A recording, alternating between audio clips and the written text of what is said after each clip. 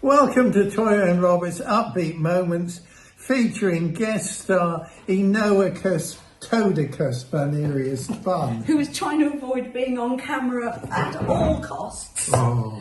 Beautiful boy, well, you're on your cool pants now. Hello everybody, welcome to Toyah and Robert's Upbeat Moments. As we get older, we get younger. This is true. So we've had a wonderful week. I'm fed up of the heat. I think I'd like to go and live in a colder climate. But life is good. The bunnies are happy. They're beautiful. And he's as grumpy as ever. What's your upbeat moment, baby? All right. First of all, let me give you a little... This is something which I found this week in the media room. And this is the bridge... The Bixby, well, it's the bridge for a Bixby tremolo arm, which is fitted to my Gibson 345 stereo guitar, which was featured on a news article by Hugh O'Donnell of the DGM Archive and Art Department on the DGM site this week. Now, for guitar lovers out there... Let me get this lovely lump of love out the way. This is my Gibson 345, my first really good professional level guitar. It's beautiful. When I was 17 in 1963 from the Eddie Moore's original music shop in Boscombe that I used going to London, Giles and Fripp, and on King Crimson's in the wake beside an album on cat food. Wow. Yes, so there we are. The original Bixby tremolo arm. How old is it? Well, it was originally designed, I think, in the 50s, but it was a popular tremolo arm as opposed to the Fender tremolo arm. But it was not awfully accurate, so I disconnected a bit, but still I kept the original part. So very good for me to reconnect with my really, really excellent first guitar. Well, that's fantastic. And you did a first this week, nothing to do with your guitar.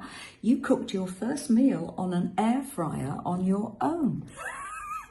My wife thinks I'm utterly useless. No, I don't. You're an absolutely brilliant artist. You're a brilliant husband. You're a brilliant soulmate. But this is new technology for us. And I was in London and you worked out how to use the air fryer. And I'm very, very impressed and grateful to you. Well, I'm sure that any 10-year-old would have been able to do the same. Any 10-year-old could do what we are desperately trying to learn to do. I've had a great week. We are so close to putting the book to bed and it being announced officially, I think in October. So 30,000 words were marked and put to bed today. Well, almost. We've got another 20,000 to do, but the imagery in the book is what carries the book as much as the words. And the imagery is just looking fantastic.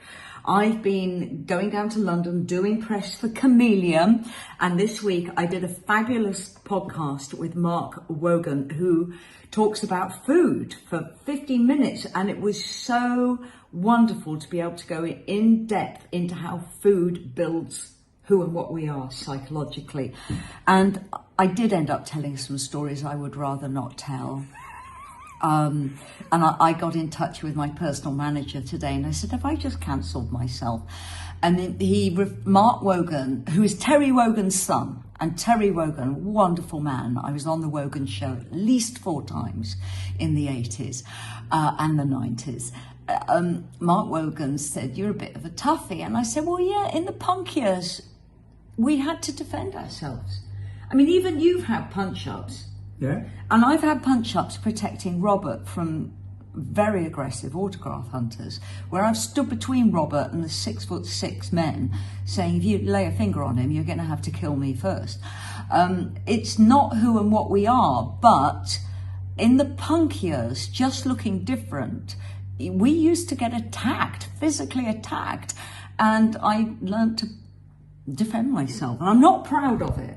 But anyway, the show is brilliant and it's airing next week at 9 p.m. tonight. I'm with the wonderful Gary Davis on Sounds of the 80s live for an hour.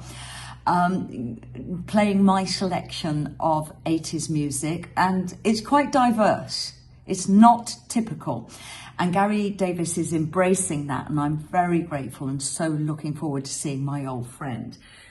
Now, I know it's boring to talk about dreams, but I meant to mention this last week. I had the most fantastic dream and night's sleep, both rare. And I was with Timothy Chalamet on an estuary in North Wales, making a punk rock movie with Glenn Matlock. And really, it was one of the happiest places I've been. That dream was magical. And if it could come true, please, Timothy Chalamet, I will definitely take part in that movie. I'll shut up now. May I just interject here a little, Abby? I haven't actually lifted anyone up and banged them against a wall since January 1982. And I haven't since about 1977, perhaps 78. Well, I am Pacific, but I am not a pacifist. I'm a, what is it? When, if I go silent, that's my aggression. Yeah, that's my aggression. I've forgotten the term now. But for me, being pacifist can actually be a comment on being angry and disagreeing. But there you go.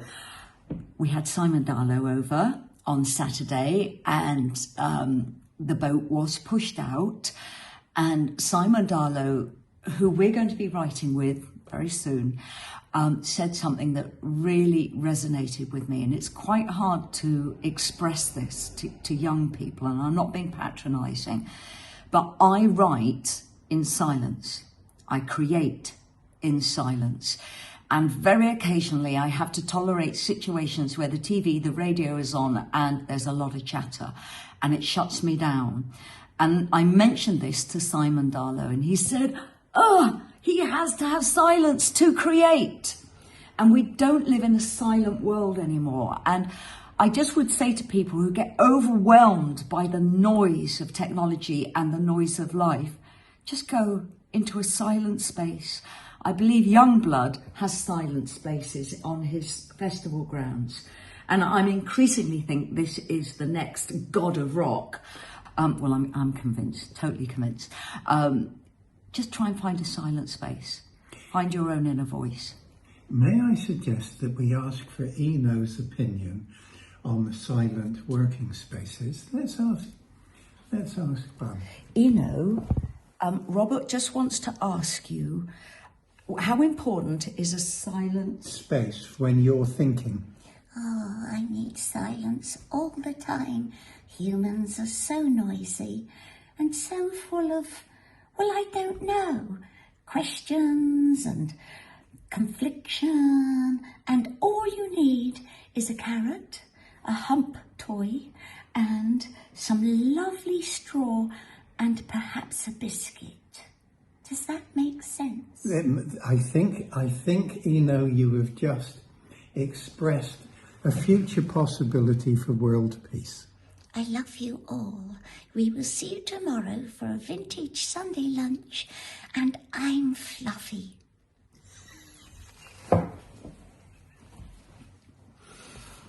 never grow up? Lots of love from Toyah. And from Robert and from Enoicus. What's his name? Enoicus Todicus Bunerius Bun. Lots of love from me. From me.